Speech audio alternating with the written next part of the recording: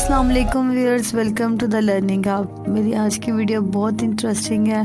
इसमें मैं आपको बताऊंगी कि दुनिया में कुछ इलाके ऐसे हैं जहां के रहने वालों की उम्र काफ़ी तवील होती है, जिनमें कोस्टारिका में निकोया, इटली में सार्डिनिया, यूनान में अकारिया, जापान में ओकिनावा और कैलिफोर्निया में लोमा लिंडा शामिल हैं। ये सब इलाके दुनिया के मुख्तलिफ किनारों पर वाक़ हैं और इनमें कोई ख़ास बात दिखाई नहीं देती। पहली नज़र में तो आपको इन 5 इलाकों में किसी तल्लुक़ या मुमासलत पर गौर करने पर कोई वजह समझ में नहीं आएगी कि क्या ऐसी वजह है कि यहाँ के रहने वालों की तवील उम्र है। यहाँ के रहने वालों की तवील उम्र का राज क्या है, इसके ऊपर बहुत सारे लोगों ने स्टडी की। 2000 में डैन ब्यूटनर, माइकल पोलेन और इनकी टीम ने इन इलाकों की तहकीक की और तहकीक के दौरान ये उन इलाकों पर नीले रंग से निशान लगाते थे जिनकी उम्रें तवील होती थी, जिसकी वजह से इन इलाकों को ब्लू जोन का नाम दिया गया और यहाँ के रहने वालों को सेंटिनेरियंस कहा जाने लगा क्योंकि उन्होंने अपनी सेंचुरी पूरी कर ली होती है।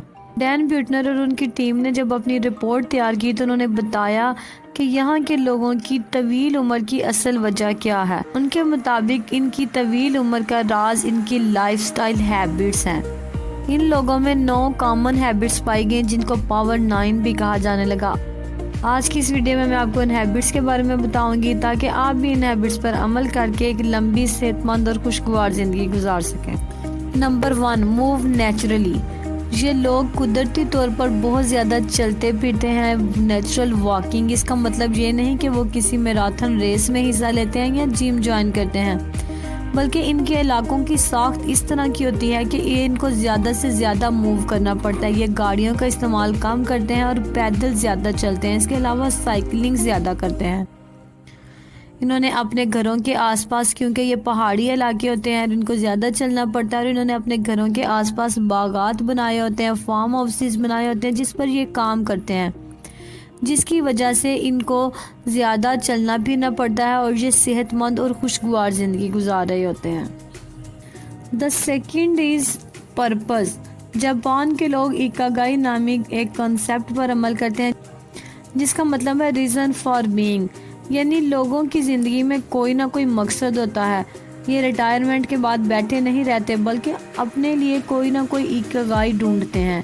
इसी तरह कोस्टारिका में भी लोग प्लान द वीडा पर अमल करते हैं जिसका मतलब है लाइफ प्लान, यानी why we get up in the morning. अब यहाँ पर मकसद का मतलब ये नहीं कोई ऐसा काम जिससे आप दुनिया को हिला कर रख दें, बल्कि इससे मुराद ये है कि डेली रूटीन में कोई भी ऐसा काम जो आपको रूहानी और जिस्मानी तौर पर सुकून और खुशी दे। एक बामकसद ज़िंदगी गुजारने वाला इंसान एक आम इंसान की निस्बत ज़्यादा खुशगवार ज़िंदगी गुजारता है। Number 3, down shift.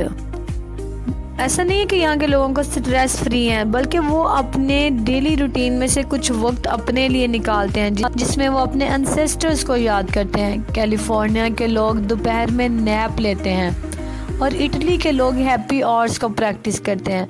ये सारी चीज़ें इनको स्ट्रेस कम करने में मदद देती हैं।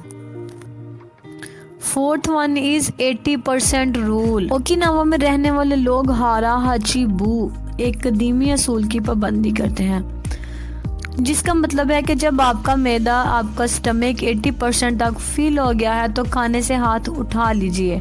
इस तरह से इन लोगों का बूढ़ा होने का अमल सुस्त हो जाता है। The 5th one is plant salad, यानी ब्लू जोन्स में रहने वाले लोगों की खुराक का ज़्यादातर हिस्सा सब्जियों और पौधों पर मुश्तमिल होता है, जिसकी वजह से ये लोग मीट कम खाते हैं और इनकी दिल की सेहत बरकरार रखने में इनको मदद मिलती है। Number 6, belongs. इन सेंटिनेरियंस का जब इंटरव्यू लिया गया तो देखा गया कि इनमें से ज़्यादातर लोग फेथ बेस्ड कम्युनिटी से बिलोंग करते हैं, यानी ये लोग किसी न किसी किस्म की रूहानी बरादरी का हिस्सा होते हैं और ये रूहानी तल्लुक़ ना सिर्फ इनका एक समाजी तल्लुक़ फराहम करता है बल्कि मजहबी रसूमात की अदायगी से ज़िंदगी को मकसद भी मिलता है। दुख दर्द के लम्हात में दिलजोई मिलती है और इसकी वजह से मजमूई तौर पर लोगों की उम्र में 1 से 5 बरस का इजाफा हो सकता है। Number 7, loved ones first. Centenarians جو بلو زون کے سینٹینیرینز ہیں وہ اپنی فیملیز کو ہمیشہ فرسٹ پریورٹی پہ رکھتے ہیں۔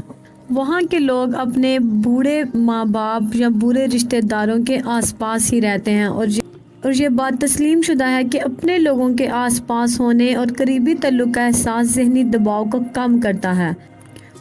اپنی فیملی میں دوستی اور تعلق کو نبھانے کے لیے مجموعی طور پر زیادہ ذہنی اور جسمانی سرگرمیوں کا حصہ بننا صحت کے لیے بہتر ہوتا ہے۔ امریکہ کے ایک ماہر نفسیات کے مطابق ورزش اور اچھی خوراک کی طرح لوگوں کے آپس میں اچھے تعلقات بھی صحت کے لیے ضروری ہوتے ہیں۔ Number 8، hot drinks. وہاں کے لوگ گرم مشروبات کا بہت زیادہ استعمال کرتے ہیں اور ایسے پہاڑی علاقوں کے رہنے والے دن میں کئی مرتبہ کافی اور چائے پیتے ہیں۔ یہی عادات ہیں کہ جس کی وجہ سے ان علاقوں میں دل کی بیماریاں کم ہونے کی یہ وجہ سمجھی جاتی ہے۔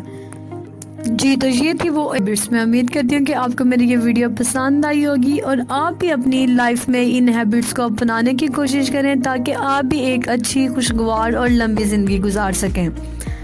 تو آپ ان ہیبٹس کو ایک دم سے سب پہ امپلیمنٹ نہیں کر سکتے، ان میں سے کسی ایک ہیبٹ کو چوز کریں اور اس کے بعد آپ step by step in habits کو چوز کرنا سٹارٹ کریں۔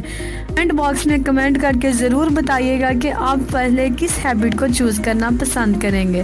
Thank you so much and اللہ حافظ۔